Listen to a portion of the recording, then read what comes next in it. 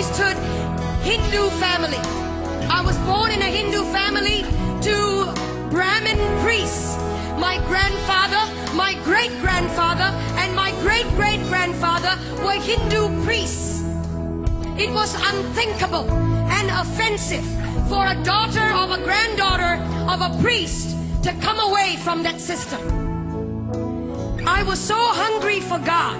I was so thirsty for God. When I was born at the age of 6 days old, I was dedicated to Hindu demons in a cave temple. I was left in a cave temple, and from that moment on, my mind, my spirit, and my soul was overtaken by demonic forces that I had no control over.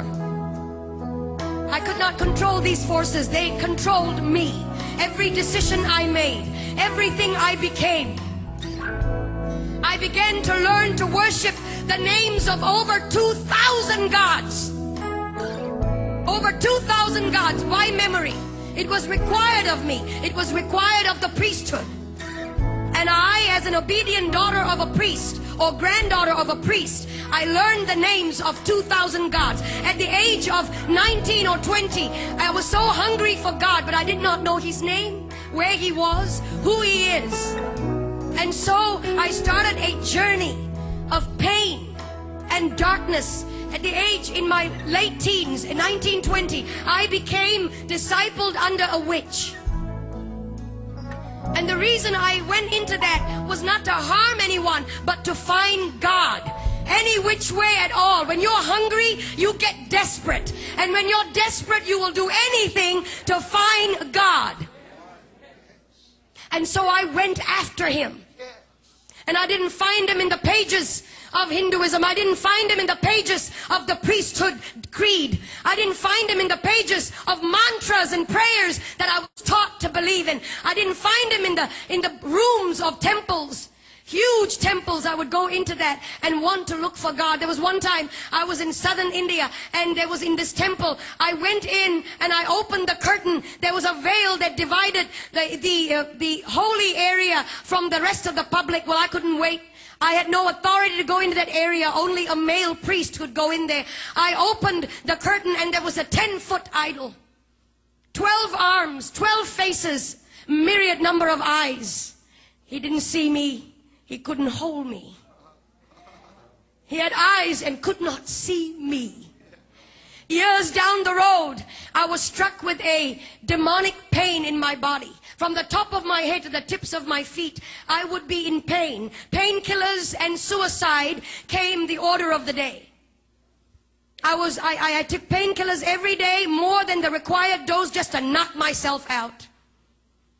And in my mind, it was one thought: if I ended my life, I would end the pain. And so I was sitting at the edge of my bed, possibly on the last day of my life on this planet. Sometimes, when it all looks lonely, you feel that nobody really cares. Hear me, young people. He's watching over you. He's watching over you. And it may not be tangible, but He's over you. And He loves you. And He'll come through for you if you would just focus on Him and let the other stuff go. And I was sitting at the edge of my bed, frustrated, fed up. And I cried out like you have cried out. Jesus! I'd heard of that name when I was growing up. Christmas cards. Christian people that would come to my door and tell me He died for you. And I would resist them and argue with them. Proud and arrogant of the priesthood that I belonged to. Ignorant. And when I cried out, Jesus, the presence of a holy God began to filter through that room. That room was darkened. The lights were switched off. I was sitting on the edge of my bed. I never saw His face, but His voice was as audible as anything that I've ever heard before. I am Jesus. I am God. And He touched my body. No doctor could cure the disease that was in my body. No doctor could heal me. Young men, No doctor could provide the answers. Nothing out there can.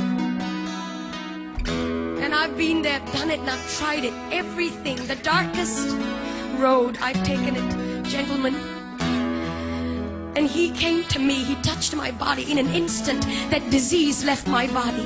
In an instant, I was healed. I began to feel his power and his presence course through my body.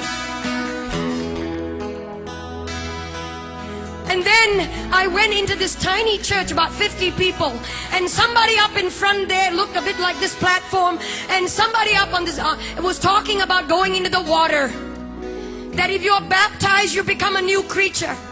Well, I didn't understand that either. I was wondering how water can make such a big difference. What's the big deal? We take showers every day. I went up to this preacher man and I said, will you put me in this water? Because everything and anything he wants me to do, I'm ready to do it. He has set me free. He has healed me. Anything and everything. No matter the price. No matter. And so they put me in that water. When I came out, legions of demonic influences broke free from me. And I was set free, church. And today, depression is going to go.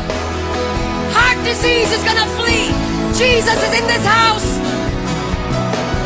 He's here. And if you will shout,